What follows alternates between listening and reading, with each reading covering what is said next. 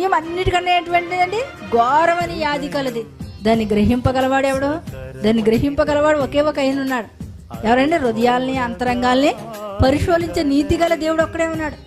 నీ హృదయం అన్నిటికన్నా ఘోరమని వ్యాధి కలది. ఆ వ్యాధిని బాగు చేసి నేను పరిశుద్ధురాలుగా మార్చాలనే ఆయన కల్వరిలో నీ కొరకు తన రక్తాన్ని చిందించాడండి.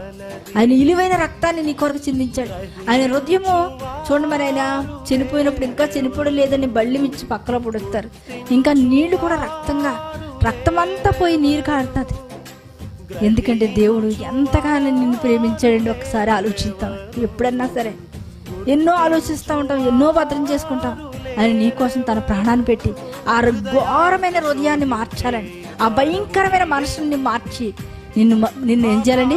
వెలిగించాలండి. దేవుడు ఎంతగానో ప్రయత్నం చేస్తున్నాడు. అది హృదయం అన్నిటికన్నా ప్రతిదానికరమైన ఏంటండి?